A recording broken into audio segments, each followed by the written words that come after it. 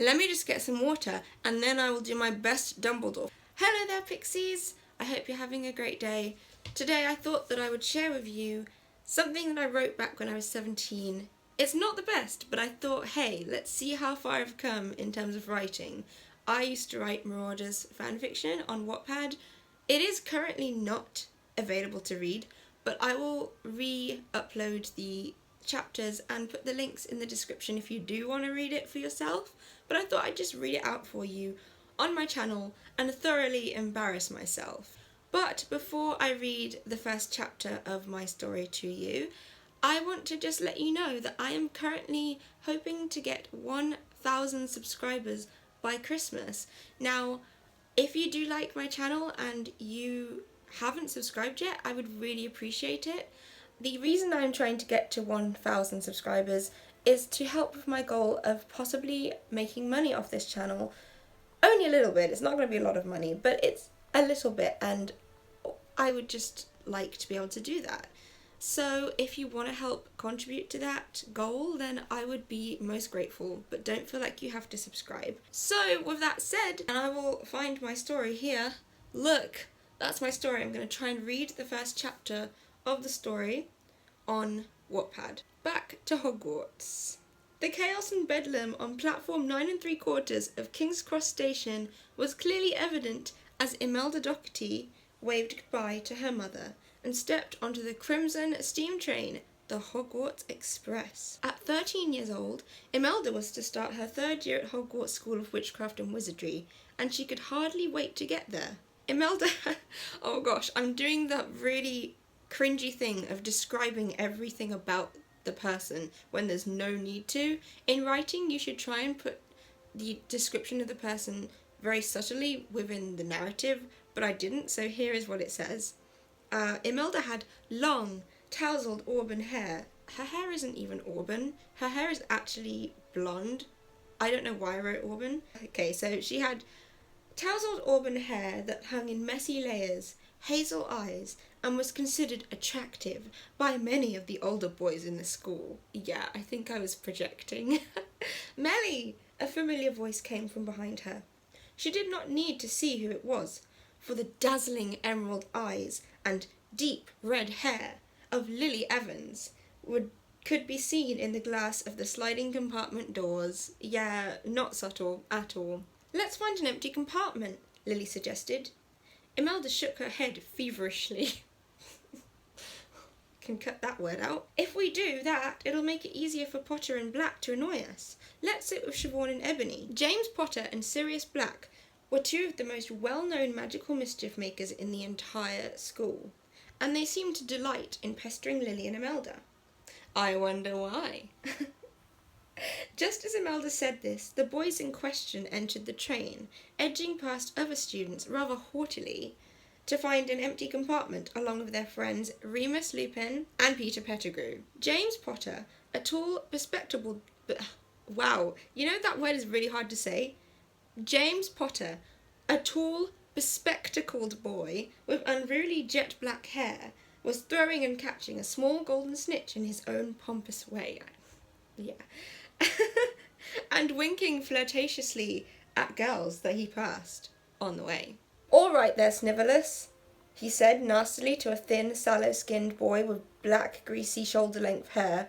What a sentence. Whose name was actually Severus Snape. I'd bet you didn't see that one coming. Sirius Black was also quite tall and... I don't know why I'm suddenly talking about Sirius, but okay, let's go with it. Sirius Black was also quite tall and had wavy, shoulder-length hair, fathomless grey eyes, rather elegant and casual good looks, which was a trait shared by all members of the ancient and most noble House of Black, and a quirky smile that easily charmed. And that's exactly what he did. He too winked at girls as he passed them. Lily looked disgusted as she watched them strutting through the crowd. Should I do a strut? I can't even strut. Is that a strut? I don't know. I don't know what strutting is, but yeah, I can't strut. I see neither of your egos have deflated over the holidays, said Lily wittily. It seems you might have to I love this line. Let me try again. I love this line. It seems you might have to sit down and have a nice long chat with them about their poor behaviour, Imelda added, just as wryly. The boys looked surprised to see them. Why, hello there, Evans, said James with mock frivolity, tipping an invisible bowler hat. And the same to you, Miss Doherty, Sirius said, in the same tone. The girls rolled their eyes in unison and turned on their heels toward their compartment. The sentence rolled their eyes is in this so much, and I feel like it's a really big cliche in like Wattpad stories, but let's carry on, shall we? I do wish they'd stop bullying Severus, Lily said when they'd reached the compartment door. Yeah, wouldn't it be great if they got chewed up by the giant squid? Not Remus, though. He's all right. And Pettigrew, Lily agreed. Little did you know, Lily. The girls entered the compartment and sat with their friends Siobhan and Ebony, who eagerly started a conversation. This line that's coming up is just so cringy. I know you don't like them much, you two, but don't you think James and Sirius look even dishier than usual this year? I mean, James is certainly filled out. Siobhan said, that's so cringy. I have rewritten most of these chapters, just so you know, this is the original text, and that is gone from the new version. School's more important, Lily said sharply.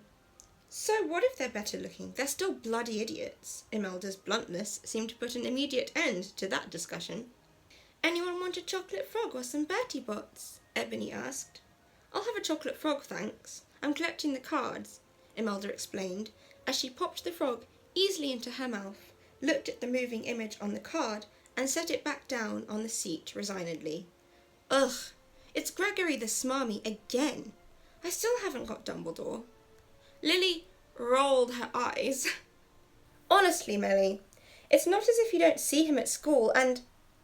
Lily suddenly noticed James leaning idly up against the open compartment door, and Sirius seating himself next to Ebony, who blushed furiously as he gave her a roguish smile. Oh gosh, this is so cheesy. Talking about us, were you?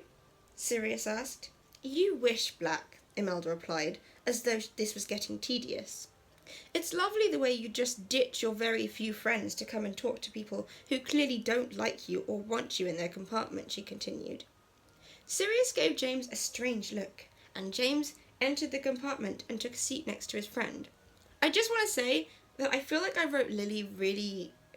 She's just kind of mean for no reason in my story, and I have tried to rewrite her to be more like Lily, because Lily's not mean for no reason. She's only ever mean if you mess with her friends. I just feel like she's unnecessarily mean in this. You are cutting, aren't you, Doherty? We simply wanted to ask you how your summer holes were, he said innocently. Lily scoffed. As if you care, Potter. Siobhan looked eager to tell of her holidays. My older brother Ewan's been made a prefect. He's been flashing his badge around the house like nobody's business. Mam says she's going to try and get us tickets for Puddlemere United versus Tutsil Tornadoes as a late birthday present. It was my birthday in August, you know. James and Sirius brightened up at the mention of their favourite sport, Quidditch. Puddlemere will thrash the Tornadoes, Sirius said enthusiastically. Comment down below if you think that the Puddlemere United team will beat the Tutsil Tornadoes, or do you think it's the other way around? Just comment that below. I'll know if you've been watching this whole thing then. Agreed, Imelda added, in spite of herself. She was a devoted Quidditch player. No, what? She was a devoted Quidditch fan, and Puddlemere United had been her favourite team since the age of 5. James laughed to himself. Well, would you look at that? We finally found a subject of common interest, he pointed out. It's not common interest for us, Lily said, pointing to Ebony, who had resorted to watching the abandoned Gregory the Smarmy card greasing his hair vainly. Sirius resorted to telling Lily that unfortunately for her, majority ruled, and Quidditch was now on the agenda. Imelda couldn't help but laugh inwardly at his sharp sense of humour, and when the boys asked how her holiday was, she saw no point in remaining hostile toward them. After all, they were not awful. I didn't really do much this holiday. I did see you though, James, up by my house at the far end of Godric's Hollow. What were you doing up there?" James looked surprised at first, but then a look of recollection flitted across his face, and he grinned impishly at them. He grinned impishly at Sirius, who nodded. James tapped his nose and said, "That's for me to know, and you to never find out. I do remember seeing you there, though. You were wearing purple robes, weren't you?" Imelda nodded. The boys got up to leave the compartment, and Sirius said, "Suppose we'd better get back to our very few friends. See you at the feast, girls." And they left, but not before James took one last look at Lily, who apparently was asleep. I have to say, before I carry on with the chapter, that it's annoying rereading this because I'm wanting to edit myself constantly, but I feel like I put so many random things that are pointless into this chapter that it just drags on a bit, but maybe you guys like it. I don't know. This is the first time I'm trying this, and I hopefully will get through the entire book with you. The sky was dark as they finally reached Hogsmeade Station, and Rubeus Hagrid, the Hogwarts groundkeeper, led the first years to the boats. The second, third, fourth, fifth, and sixth and seventh years made their way to the thestral-driven carriages that led to the castle. Lily and Imelda shared a carriage with Siobhan and her older brother, Ewan, a handsome fourth year with the typical Irish charm. "Do you like my prefect badge?" he said gloatingly. "Yes, it's very eye-catching. Nobody will dare argue with you if they forget the password into Hufflepuff Common Room," said Lily, deliberately trying to impress him. He gave a winning smile as the carriage came to a halt outside the Hogwarts gates, where Argus Filch, the caretaker, and his faithful cat Mrs. Norris were scowling suspiciously at students as they entered, confiscating anything dodgy. As usual, Professor Flitwick, the charms teacher, was there at the oak front doors, waiting to let the students in. Imelda felt renewed excitement about returning to her third year, as she and the others were beckoned into the castle, passing ghosts along the way, who, for the most part, waved cheerfully at them. She was beginning to feel hungry, and did not want to have to wait for the entire ceremony and Dumbledore's beginning of year speech to be over before she could tuck into the delicious food set out on the tables, which were rumoured to be enchanted by house elves. When the students finally reached the great hall, lit with hovering candles and showing the pitch black of the starry night sky outside, Imelda and Lily took their seats at the Gryffindor table next to a pair of second years they had never seen before. Silence fell over the great hall as the scared-looking first years filed in and watched nervously as Professor McGonagall set the famed Hogwarts sorting hat on its stool. Some of them, probably Muggleborns, stared at it warily, wondering whether it was going to explode or something. Professor McGonagall explained the procedure to the first years. The hat sang a new song for the year, explaining about each house's character qualities, and then the first name was called. Then second, then third, fourth, fifth. It seemed to go on forever, and Imelda's hunger was increasing. She clapped slightly impatiently at various first years were sorted into the house Gryffindor, and joined the table, some looking relieved and some still looking nervous. At long last, Professor Dumbledore rose to announce his speech, his eyes twinkling happily as he surveyed the full room of students, old and new. "Let me just get some water, and then I will do my best Dumbledore voice. Welcome, welcome to another year at Hogwarts. Firstly, I have a message for all first years. Please don't look so nervous. The older students and prefects in your houses are sure to look after you all. Secondly,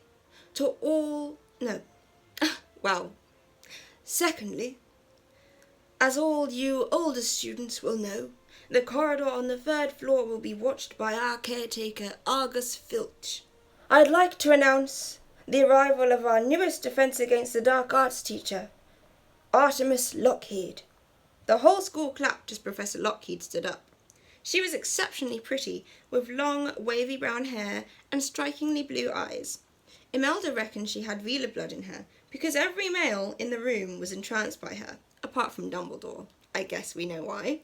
Even Remus Lupin seemed to take notice of her and said, "Let's hope she has the brains as well as the beauty. And now," Dumbledore continues, "to our newest friends I say, enjoy the feast. To everyone else, I simply say, Draco dormiens nunquam titlandus." And if you didn't know, that is never tickle a sleeping dragon in Latin. Now that Imelda could enjoy the feast in front of her, her mood lightened considerably, and she began a conversation with a first-year boy opposite her. "We'll look after you, don't worry." The boy smiled shyly. "Whatever you do, don't let those two be your role models," Lily added, pointing over at James and Sirius, who were probably talking about Professor Lockheed, with Peter Pettigrew hanging on their every word, and Remus watching them disparagingly. "What's your name, anyway?" Imelda asked the boy. "Arnold Langer. I'm a muggle-born. My family were just as shocked as I was when I got the letter, and it was a hard time for them when we had to get my books in Diagon Alley, and when I walked through the wall at platform 9 3/4 of King's Cross Station. They're all right now, but my brother's slightly jealous of me." "Aw, poor Arnold." Lily made an uncomfortable noise at the mention of jealous siblings. Her younger sister Petunia was jealous of her for getting most of their parents' attention unintentionally. Oh wow, what a terrible sentence. Let me read that again. Her younger sister Petunia was jealous of her getting most of her parents' See, I can't even say it out loud. See, sometimes you write something and it sounds great in your head, but then you read it and it sounds terrible, so you should probably delete it. Let me try one more time.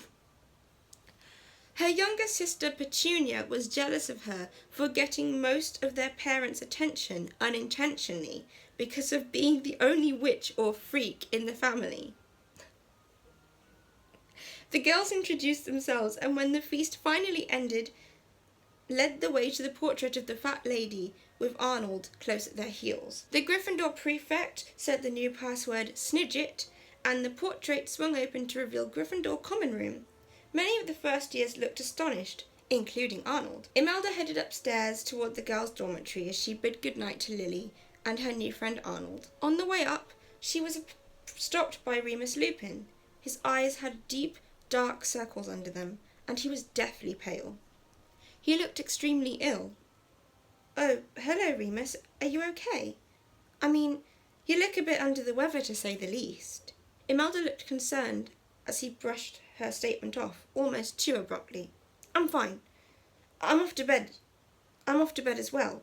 James, Sirius and Peter insist on staying up and having a game of gobstones before bed. Well, good night, Imelda." He passed her as he ascended further up the stairs and disappeared into the boys' dormitory. "There's something not right about him," she thought as she lay under her covers, staring up at her Puddlemere United poster at the moving players on their broomsticks. Eventually, she fell asleep. And that is the end of Chapter 1 of Severed Ties, Back to Hogwarts. What can I say? I don't think it's terrible, but it's not good either, and I've really come a long way with my writing since then.